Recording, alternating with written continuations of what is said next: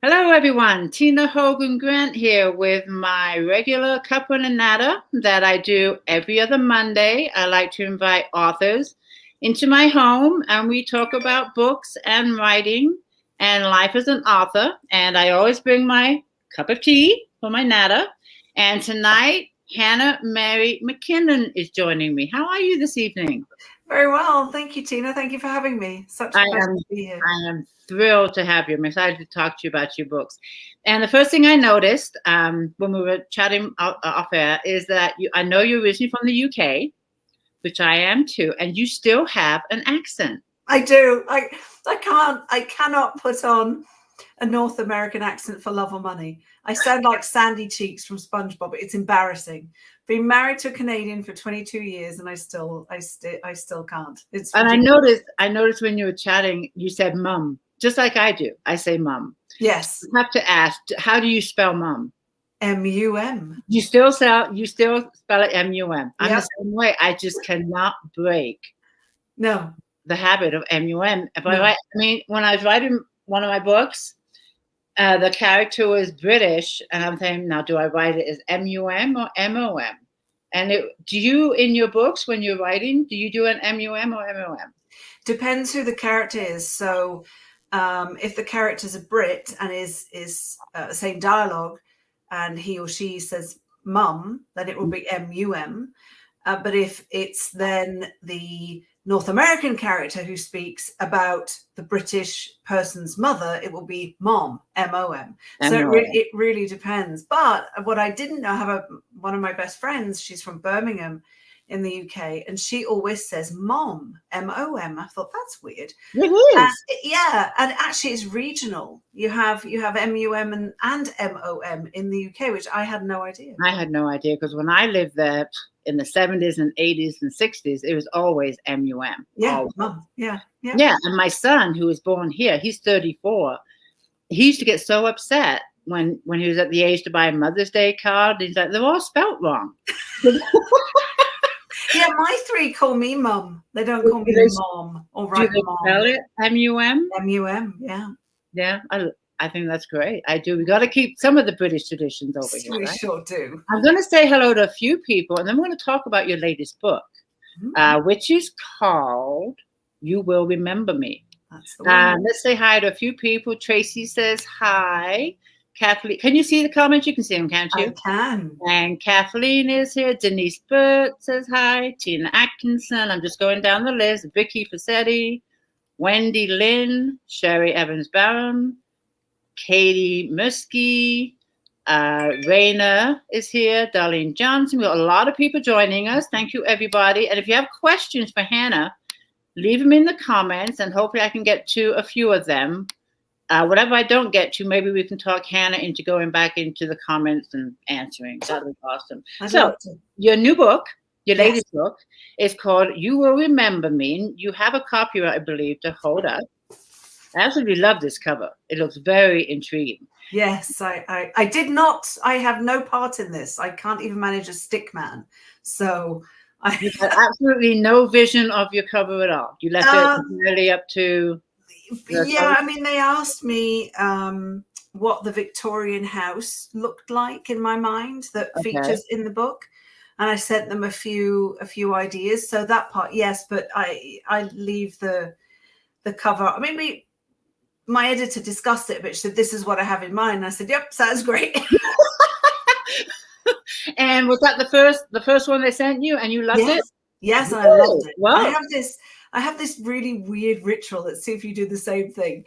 So when they send me the file, when my editor sends me the file, here's the draft, here's the first idea for the cover, I'll hover my mouse over the PDF file and close my eyes before I double click. And then I open my eyes and it's on my screen. And that way I get my gut reaction. Okay. Yeah. And with that one, it was, I love it. So I knew we were good. Now, I know you have, I think it's 4 or 5 books out. 4, 5. Well, 5 in total with You Will Remember Me, yes. And is it the same cover designer for all your books? Yep. So, well, yes, it's the Harlequin team or HarperCollins Harlequin. Sean Capitan, his name is. So that's Sister Dear. And if you look at the other one, you can see the Okay. similarity of kind of branding things. Yep. So yeah, so they're great. They're such a great team. They're so talented. Like I said, I can manage a stick man. It's easier to write the book than do a cover, I think. And the blurb. Yes. Do you write your own blurbs? No, I don't. I don't write the back cover copy. That's my editor. Oh, you're lucky. I hate blurbs. I just hate it. I do. Yes. But I get them done. But it's just, for me, it's one of the worst parts of writing the book is doing the blurb. I can do the editing. I can do, going through and deleting things that don't need to be there. But the blurb is one that just riles me. Because you have to distill it and make it intriguing. You have to make it intriguing. You have to pull your readers in. And for me, it's like, how am I supposed to take this, 80,000 page book and put it into 250 words and make it sound interesting without missing anything, but sticking to the points of the book without giving too much away? Yes. And I'll go through a whole notepad in one day. It's tricky. It is. I was just writing a blurb for my latest book that's coming out in hopefully December. And I spent almost 2/3 of the day writing this blurb, and it was okay, but I wasn't like thrilled with it. I thought, okay, I'm going to stick with this and see if it sticks in my head. And then the minute I said that, a whole twist of another blurb from a completely different angle popped into my head. Oh. I wrote it in 20 minutes, and that's the one I'm using. Oh, there you go. Like, why? Because all of the work you did before was preparation, I guess. Yes, but it has nothing like the one that I'm finally going to use. It's just really bizarre how that happens. Yeah. With your book, how long did it take you to write this book before it went to the editor for the first edits? I think it was about 5 months. Oh, that's not bad. Yeah, because I'm on a book a year schedule. So, and you know what it's like, you don't get a full year to write the book because you're busy doing other stuff. You're promoting the other ones, or you're editing the next one, or whatever it is. It's a non-stop. Yeah, switching between projects and stuff. So generally this is around these months of the time where I will write what becomes my editor's first draft, say between August and January-ish. But when I remember sending in Sister Dear, so that was last year's book. And when I sent it to my editor, I felt confident. I knew there would be edits for sure. I mean, obviously, but I felt confident in the story, that I had a good handle on it and that it worked. And when I sent in You Will Remember Me, I remember saying to her, I know there are issues, but for the life of me, I can't tell you what they are anymore. And I need some help. It's a lower your expectations. It was a toughie. It was a tough book. Probably my hardest, I think. And what genre is the book? You Remember Me? It's a psychological thriller, so it's an amnesia thriller. And okay, the 4 books, or 3 of them, are all thrillers. The first one, the very, very first one, Time After Time, that published in 2016, that was a rom-com. So far, my one and only rom-com. And that was your debut? Yes. So you wrote one rom-com and then you just completely switched genres? Yes, I did. Is there a reason for that, or just something sparked your creative juices? There are a number of reasons, and I think hindsight has kind of highlighted what happened. So when I wrote my first one, we'd come to Canada. I'd started a new business. It had failed, and I was really feeling pretty low at that point, and I needed to do something else. And I had this idea for a book about a woman who may or may not have some curly brown hair, who may or may not have been in her early 40s at the time. And she's wondering about the choices she's made in her life and how her life might have been different if she'd stayed with her first boyfriend. And then she has an argument with her husband, and she wakes up in bed with her first boyfriend. and they're married. Whoa. And she's the only one who goes, hold on a second, this is What not happened? right.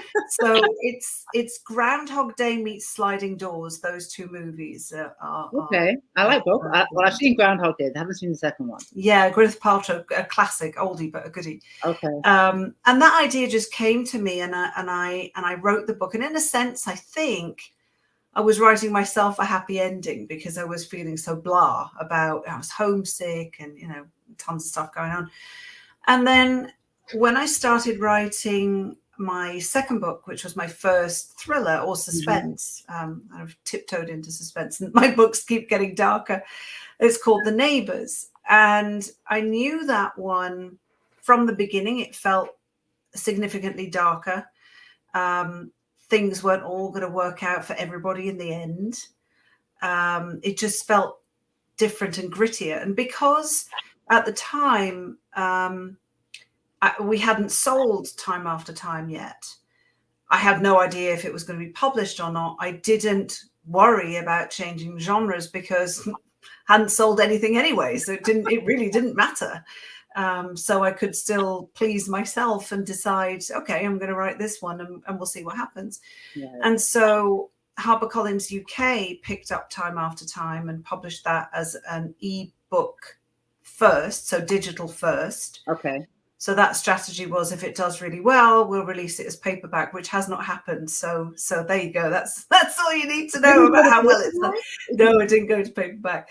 Oh, wow. Yeah, but that's okay. But then HarperCollins North America acquired The Neighbours, and then my third book, or second suspense. And they didn't mind that I'd written a rom-com first. I think probably because it wasn't a #1 international bestseller, and then everyone's expecting another rom-com. No, they treated really The Neighbours as my debut, because it was in that genre. Right. So it's a debut in that genre. Okay. Yeah. And then do you, like with your latest book, You'll Remember Me, what inspired the storyline? Is it something from life or something? It is. So very often stuff, well, not very often, I'd say, certainly for Sister Dear and for Her Secret, with my last three, it's always something I saw, heard in the news, on the radio. Okay. So You Will Remember Me. There's a gentleman in the winter of 2018-19. A gentleman from Toronto went on a skiing trip to Lake Placid. And he said to his friends, I think it was a work weekend, work do or whatever, a work trip. And he said to his work friends, just going to go and get something at the car, and disappeared. He just vanished into the net, couldn't find him anywhere. And wow, hours turned into days, and people, they feared the worst, that he'd gone back up the mountain, maybe for a final run, and had fallen and had perished on the mountain, and that they would find him at some point. Until he showed up in Sacramento 6 days later, still dressed in his ski gear, with a credit card in his pocket and amnesia. And he had no idea who he was. He had no idea. He knew that he'd got to Sacramento in a truck. He didn't drive. He didn't drive. And he didn't have family in Sacramento. He didn't know why. And he remembered his wife's phone number, and he calls. And of course, they're all ecstatic, but worried, because, well, where are you and what are you doing there? And to this day, well, last I checked, he didn't know what had happened. They suspect that he'd fallen and hit his head, and had temporary retrograde amnesia, which is where you cannot remember your past. And he made his way home, and he's fine, and everything's okay. But it made me wonder what could possibly go wrong, and a lot. A lot in the book, right? Yeah. I have to ask, did the guy that you were just talking about, did he finally remember his family? I think he did. I think so it was temporary retrograde amnesia, but what actually happened that day and those 6 days, it's still a blur. He doesn't know. There's no clue. And I'm not sure if you answered, but did he actually drive a vehicle, or did he hitch a ride. No, he hitched a ride. So he knows that he was in a truck, that he went across the country in a truck, but the truck driver who picked him up didn't come forward for I don't know what reason. So he doesn't actually know. He really has a gap of about a week where he just has no idea what happened, which must be really. It's got to be bizarre. Really bizarre and scary, and that's when I started thinking about this story. And trying to put myself in that situation and imagining that, if you don't know who you are, you have to trust whoever is telling you who you are and who they are. Yeah. And what if they don't have your best interests at heart? Yeah. I mean, that you wouldn't know. You can go really deep with all all the issues, and I'm sure you did, right? I sure did. Yeah, there's a lot of manipulation. You peel off one layer, you took off a few. Yes. Oh, yes. I want to say hi to a few other people, and I think we have some questions for you. Lori is here. She has a question. Hi, Lori. Where do you like to wait a minute. Where you like to travel to write a story? Do you travel when you write stories? Well, yes and no. So during COVID times, no. But one of my books, so the one from 2 years ago called Her Secret Son, I set it in Albany and in Maine. And I live near Toronto. We have family in New Brunswick. So we either drive, when we go to New Brunswick, we either drive via Canada or we go through the US. So we do a U and go up and travel through Massachusetts and Maine, which is lovely. And so one of the times, I think it was in 2019 or 18, when we drove through the US, we deliberately stopped, organized a road trip. So we stopped in Albany, spent the night there. We stopped in Portland in Maine and spent the night there and had a look around so I could get an impression of what it's like. So I have set a couple of books, or 3 now, in Maine where I've been. So I turned a family trip into a recce. I think it'd be really hard for me personally. It'd be really hard to write a book if I haven't been to that place. Yeah, I've done that, but what I've tended to do, so in You Will Remember Me, it's partially set in Maryland, where I've never been, and partially set in Maine. So in Maryland, I made up a town, and I did in Maine as well, because I needed it to have a specific layout that fit the story.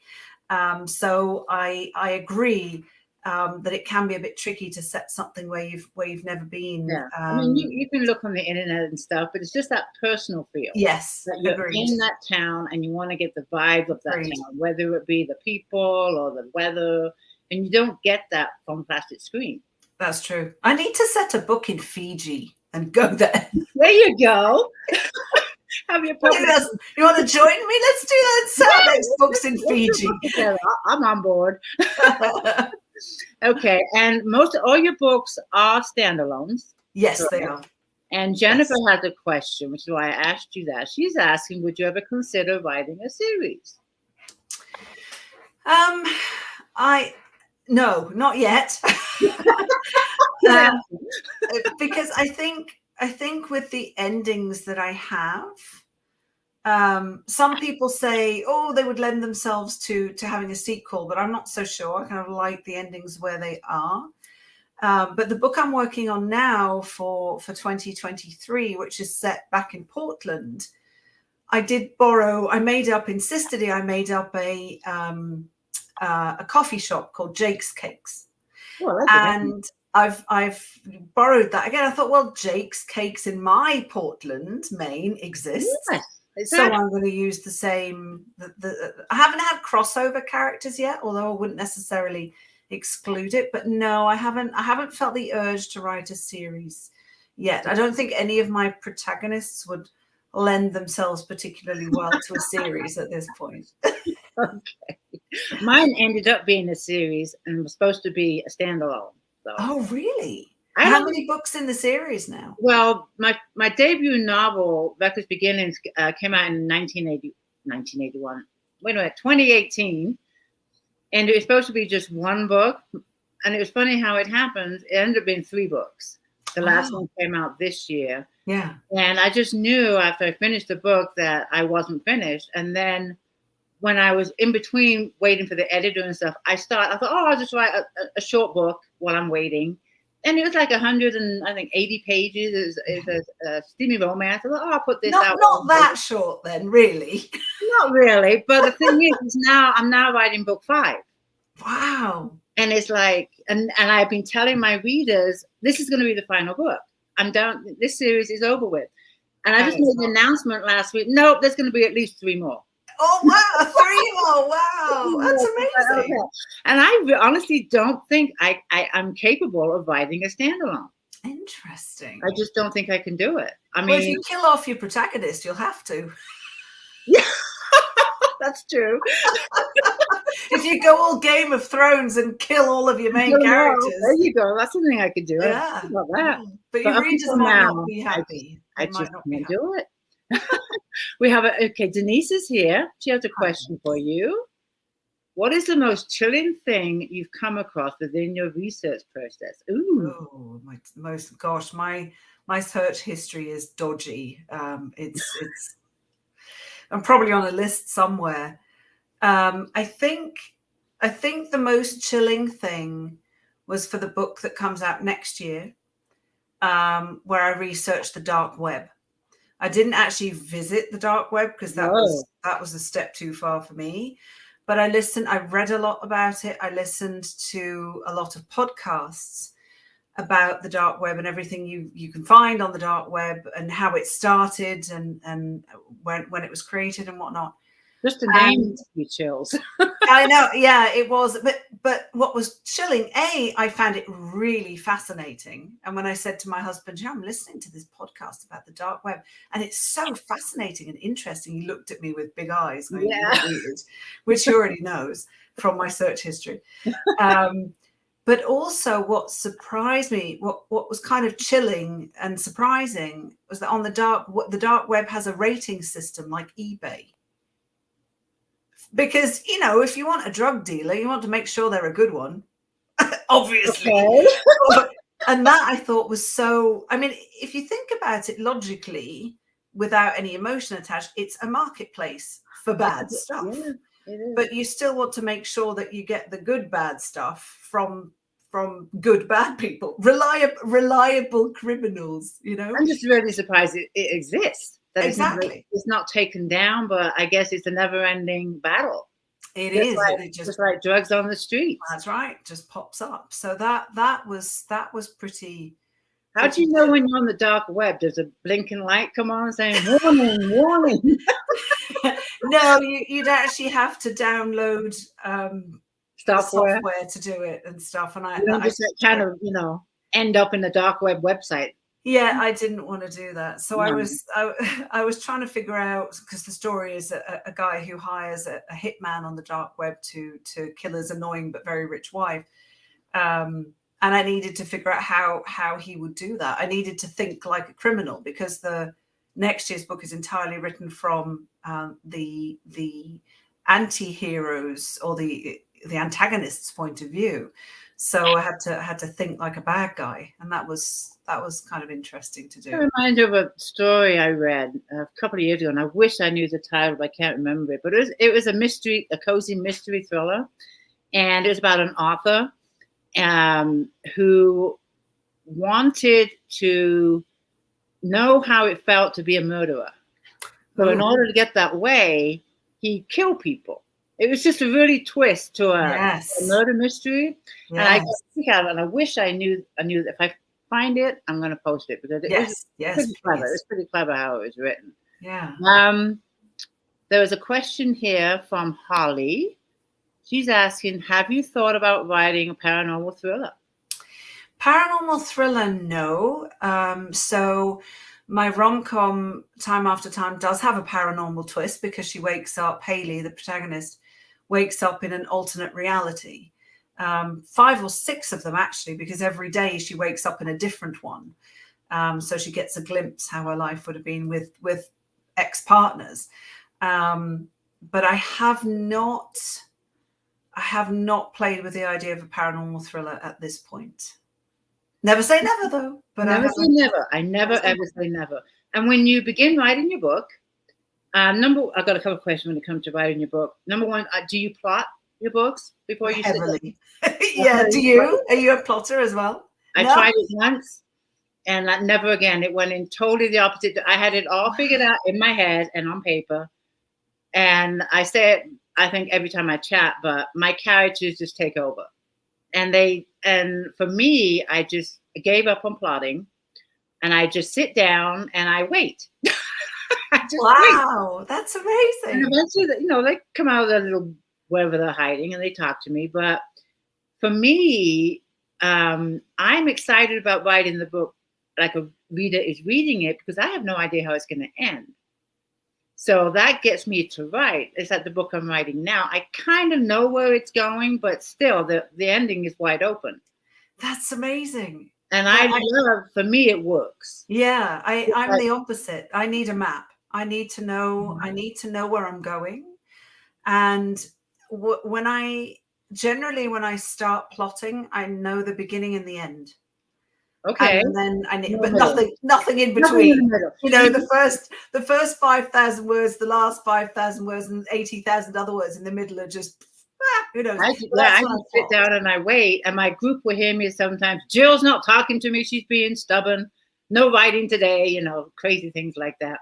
But it might be too, because I love to just get in the car and pick a road and just drive. I have no idea where I'm going. I like to have a map. So I detail. I plot quite extensively, and I'm quite mechanical in my approach. But it works, and I think that's what's so fascinating with authors, that there is no one way that works. I mean, there are people who plot. There are different ways of plotting. People like yourself who don't plot. There are different ways of not plotting.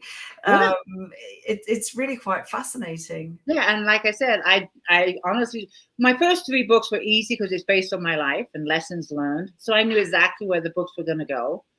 But when it came to my other series, book 1, I think I kind of plotted it, but there was like way too many surprises for me to take control. And I said, okay, I'm going to, in the second book, I will plot it all out. I know exactly where it's going to go. And about 40 pages in, the main character just says, no, I'm not going to do that. I'm not going to do that. This is what I do. Okay. I've had that happen too. I mean, I had in The Neighbours, I had an ending in mind, and my characters went off in a completely different direction. A better one, I think. Her Secret Son, I plotted the ending and I didn't like it, so I changed it. Sister D, I knew exactly where the character was going to be at the end, and that's where she ended up. And you will remember me, I had 3 endings in mind when I sent the outline to my editors, and I'm not quite sure which way. I like ending A, but I've got B and C in my back pocket. How dark can I go? And she said, as dark as you please, and so I did.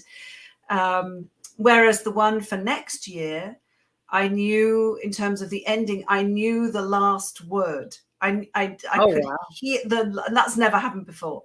And I think the book for next year was an anomaly, because I wrote it in 4 months, and my structural edits, so the big edits, were about 2 weeks. And that, I don't think that will ever happen again. It just clicked, it was one of those books where it just quick. 2 weeks is really quick. Yeah. The one I'm writing now, I fully expect it to kick my behind. I don't think it's going to be as easy.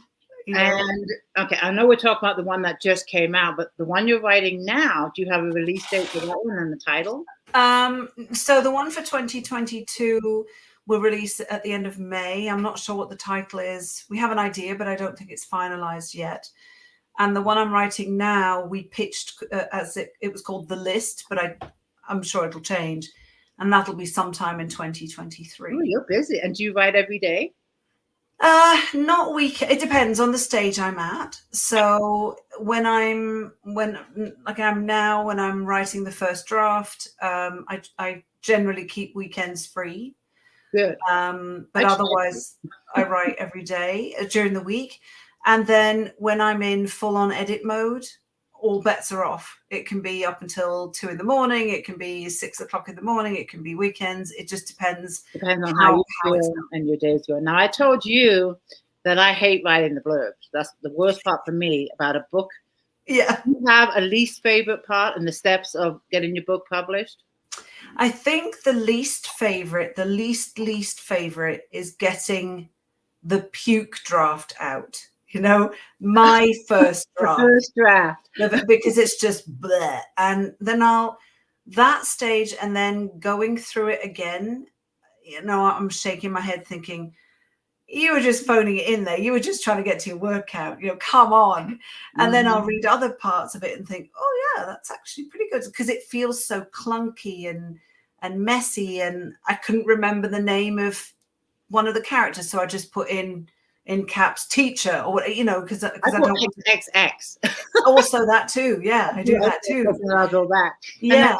For me, because I don't plot, I have no idea what's coming. I have this little thing in my head: get it on paper, clean it up later. Exactly, because you cannot edit a blank page. That is fact. And so, at least if I have a puke draft, there's something I could do with it. You can work with. Yeah. Yes. Do you edit as you're writing? Some people, I know some authors will write like 2 or 3 chapters, then go back and edit all those chapters so they're like, you know, pretty close to clean to the editor. And no, generally I'll write, say I'll write a chapter, and then that same day I'll go over it again, just to kind of beef it up a bit, tidy it up a bit, so while I'm in it. But I don't write a chapter and edit it to death until it's perfectly polished, and then move on to the next one, because my thinking is, well, I don't know if it's going to make the cut, even though I've plotted. True. I might change things, I might remove things, I might change the setting, you know, put them somewhere else because they're having too many cups of coffee. You know, that kind of thing. So do you edit as you write? I do not. No. And what I tend to do, I don't even, I will go back and read the last chapter that I left just to regroup where I'm at in the book. Yes. But I don't read beyond that. Yes. I just let it be. Yes. With this being book 5 in the series, what I am doing, though, is reading the series. Because the book 1 came out in 2018. I haven't read it since. Of course. So you've got to refresh your own memory. And another reason why I thought, I better read this series is because I thought this was going to be the last book, and I didn't want to leave any loose ends. Sure. That might have been mentioned in book 1, 2, 3, or 4. Sure. So when I'm writing it, I'm going to, you know. See, that's the tricky thing about writing a series. You've got to leave enough and build enough that you can add on more books. Yeah. But you also need to remember to close stuff off. Right. I mean, you don't have to close off every thread, but I'd imagine anything major, you better. Yeah, in the last book, I really want to make sure there's no open ends or anything. And what I like about writing a series is that I really, really get to know the characters better. That's what I really like. Because in book 1, I mean, they're all, like Jill was the last one that came out. She was just a small, tiny part in book 1. And now a book just came out all about Jill. That's amazing. And I thought, you know, wow. And at first I didn't like her at all. And it's like, why would she want her own book? What can I possibly have to say about this girl? And she surprised you? She surprised me and the readers. Yes. Oh, excellent. Yeah, so it worked out good. But when I saw a question here from, I think it was, here it is, right here, because we were talking about your writing. Mm-hmm. How many words do you write a day? Do you have a schedule or a goal that you want to reach every day? I do. Generally, the minimum is 2,500 words. When I'm writing, when I'm doing my first draft, it's generally 2,500 words, between 2 and 3. That's great. Yeah, I mean, my initial draft, so my puke draft, I generally write that in about 6 weeks ish. That's not bad at all. And your books are what, 200, 300 pages?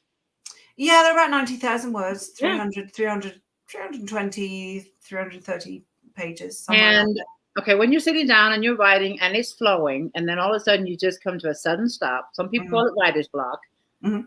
Do you have a routine that you do? Do you just sit there and fight it, or do you just get up and leave and do something else? So sometimes I'll get up and leave and do something else, but because I've plotted stuff, I'll skip ahead. So okay, so you can leave it and go back. Oh yeah, yeah. I can just say, okay. For example, there's one chapter in the one I'm writing now. I know I need to do some research about adoption, how that works. If you walked into an adoption agency, what would the discussion be like? And I didn't want to sit down and do a lot of research. I wanted to just get most of this draft out, and so I just put a placeholder in, do adoption research, and moved on. See, that's one advantage of plotting. I couldn't. It is. It is. Although, I got to wait. If you don't plot, you can still, because nobody said that the book doesn't have to be written in the way you read it. You could start writing at the end if you wanted to. And that was really revolutionary to me when somebody in a writing class said, it was that question, what do you do when there's writer's block? And she said, I'll write the part of the book where I know what's going to happen. So and then go back. Yeah, and trust myself to back. I've never heard of that before. Yeah. I'm going to remember that. So say you're writing chapter 7 and you think, oh, I don't know. I don't know what's going to happen in this one or the next one. But I know what's going to happen in the one after. Okay, go and write that. Because you're writing something. Exactly. And while for me, if I sit there and think, I've got to write something, nothing comes. Yeah. But if I'm thinking, well, I think I know what's going to happen, 2 chapters down, yeah, I'll go and write that. And then it's almost as if you forget that you've got that gap. Mm-hmm. When you come back to it, you go, well, of course, now I know what happens. Yeah, and even if you say, 1 or 2 chapters down, if you know further down the line what's going to happen, you don't even have to give it a chapter number. You can just put it in where it's going to fit in. Exactly. Yeah. Perfect. I like that. Exactly. I'm going to keep that in mind. I do want to, let's hold up your book one more time. You Will Remember Me. That's your latest book. I'm going to read the description on Amazon, so readers have an idea of what the book is about. An unputdownable amnesia thriller that begs the question, how can you trust anyone when you can't even trust yourself? Forget the truth, remember the lies. He wakes up on a deserted beach in Maryland with a gash on his head and wearing only swim trunks. He can't remember who he is. Everything, his identity, his life, his loved ones, has been replaced by a dizzying fog of uncertainty. But returning to his main hometown in search of the truth uncovers more questions than answers.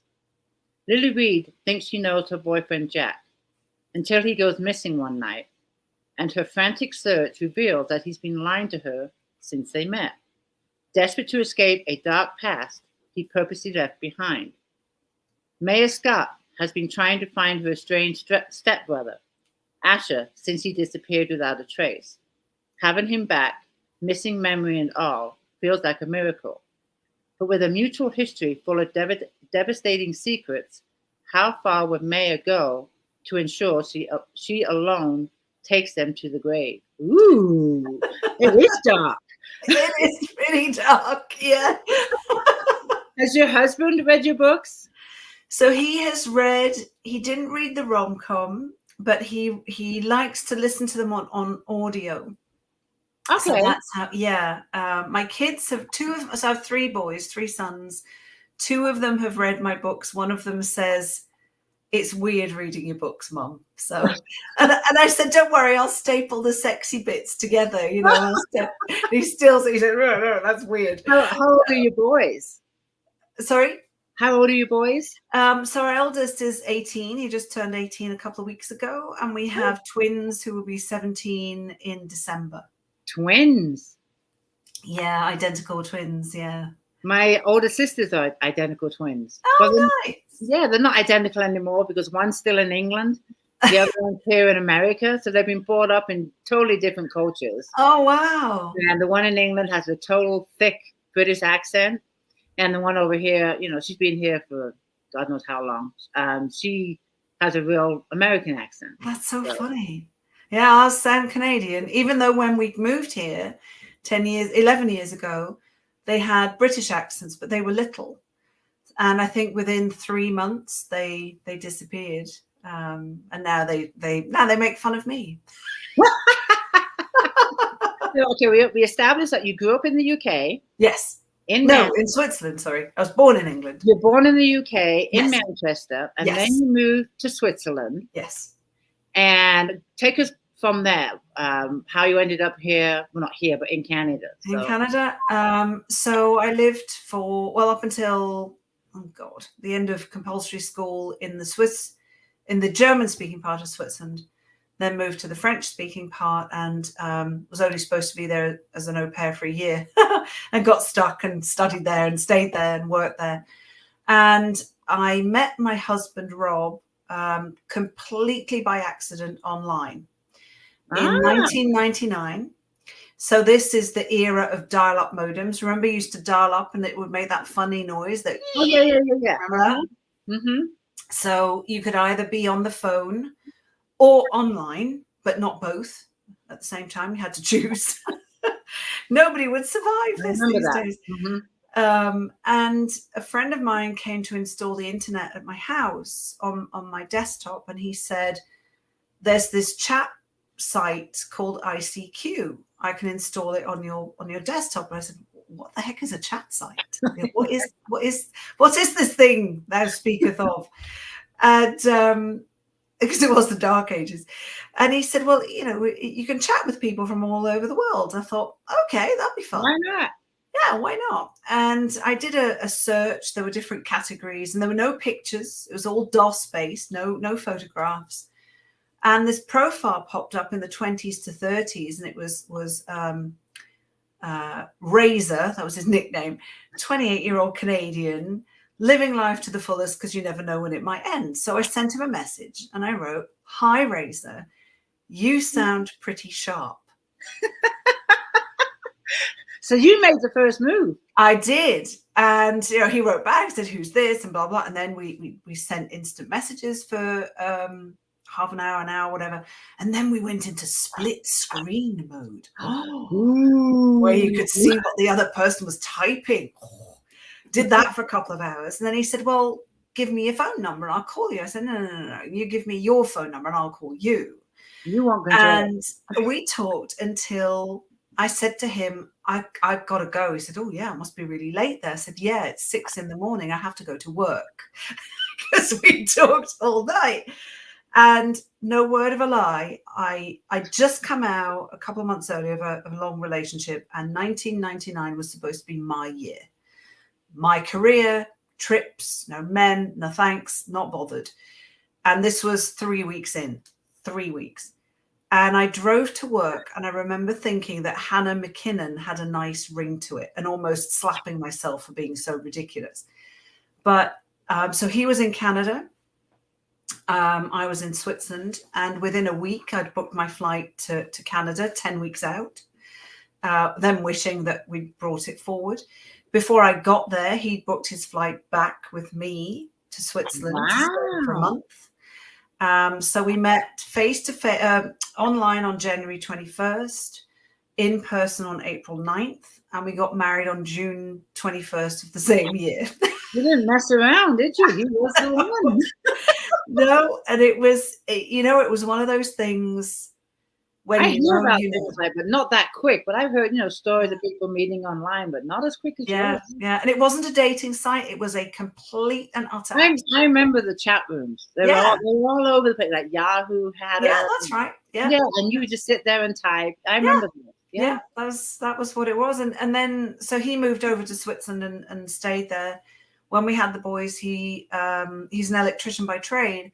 So he offered to be a stay-at-home dad because I had the big corporate gig that didn't lend itself to not working or working part-time or whatever. It just and he said, "No, I'd like to be at home with the kid, with a baby. That's fine. I'm happy to do that."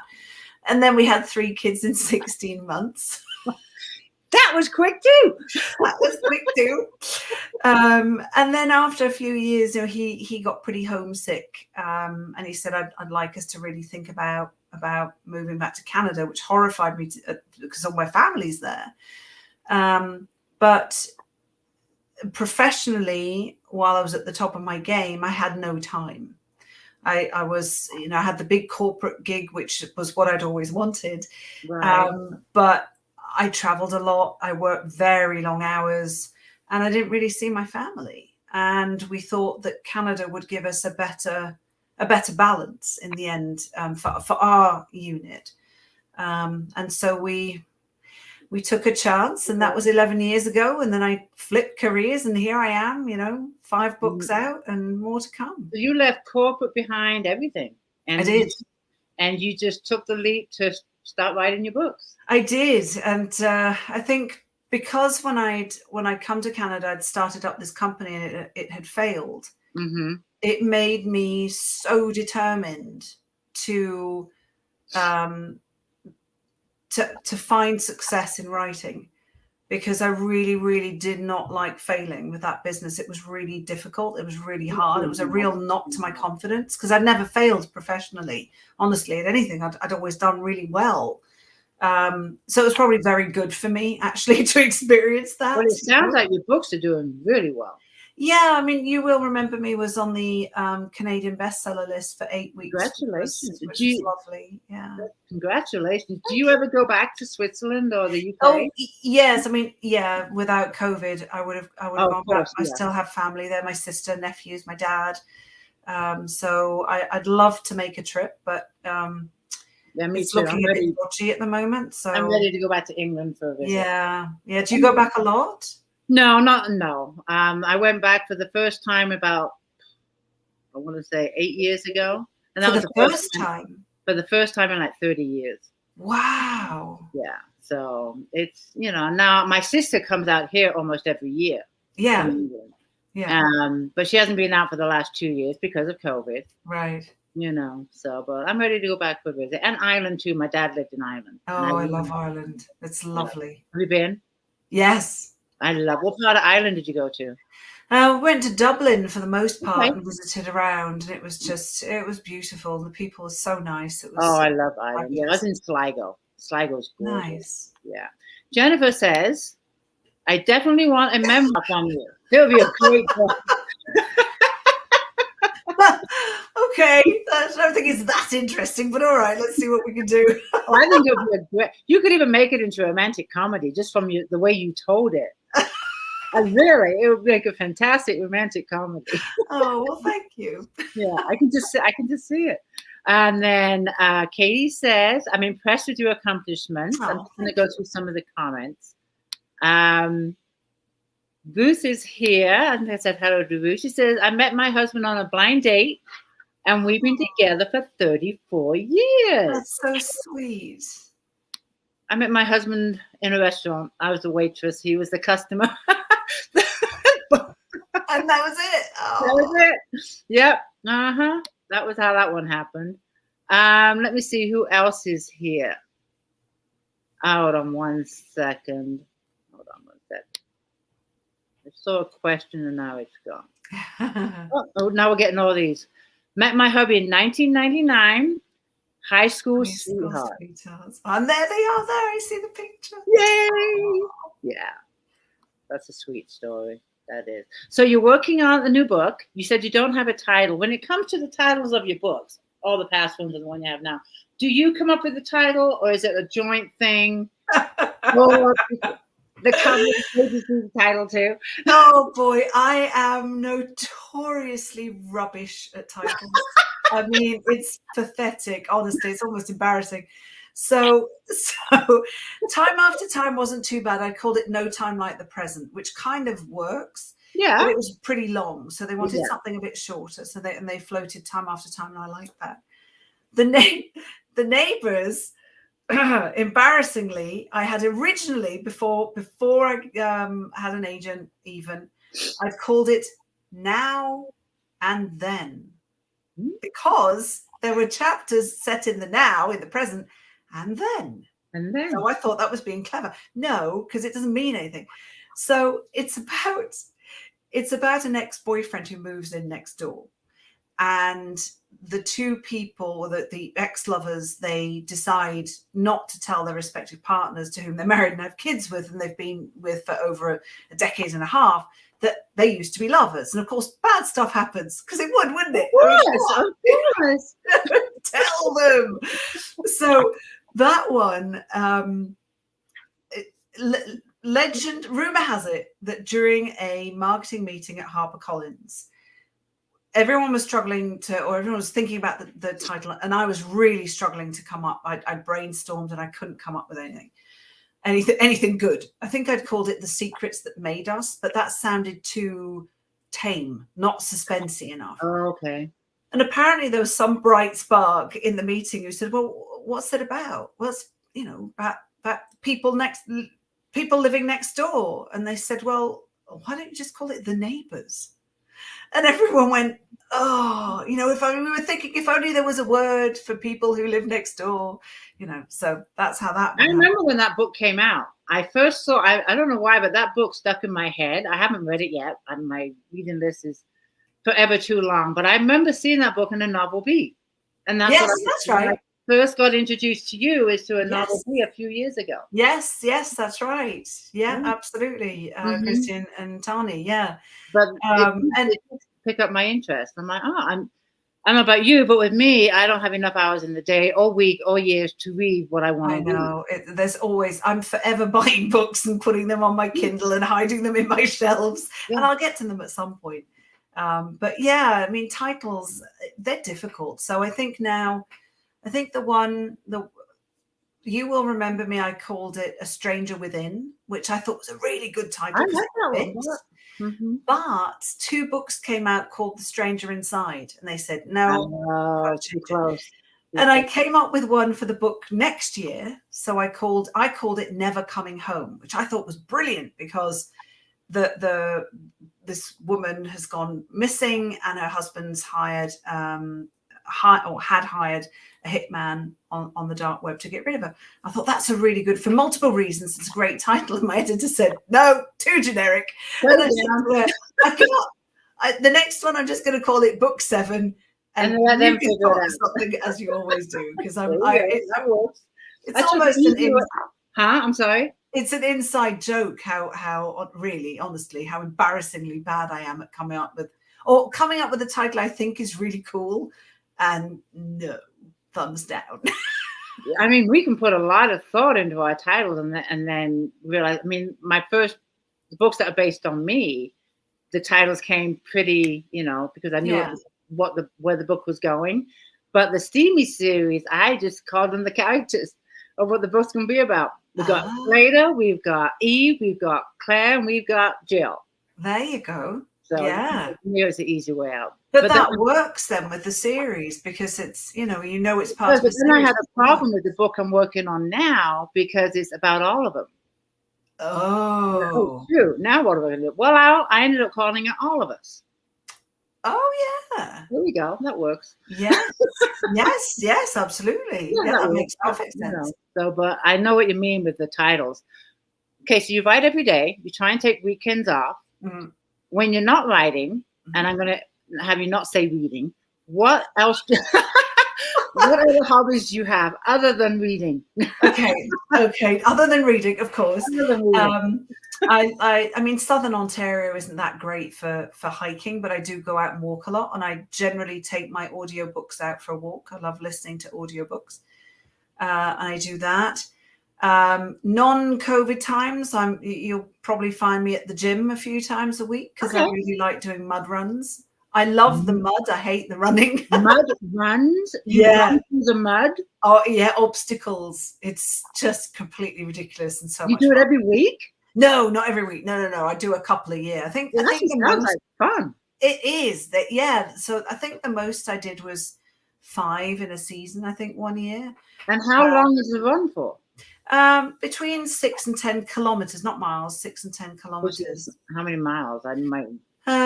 Probably 3.5 to 6. I have to ask, have you fallen flat down with your face in the mud? Oh yeah, that's part of the fun.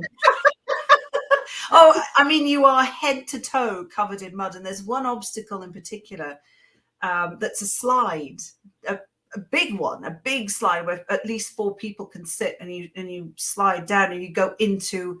It's less of a mud pit because that could cause injury, right? But it's muddy water. You have to laugh so hard. Oh, but you can't when you do that because you end up with Mud in your mouth and your nostrils. Did you do it with somebody like your husband or your kids? Yeah, I've done them with my kids. I've done them with my husband. I've done them with friends. What a blast! It really is. And I did one. It was partially with mud, but also with foam. You know, these foam cans. So it was called Foam Fest. And so you're doing these. You're on these bouncy castles, but they're foamy, so they're all slick. And you're falling over. It's completely ridiculous. Great way to get your aggressions out. Oh, and you laugh.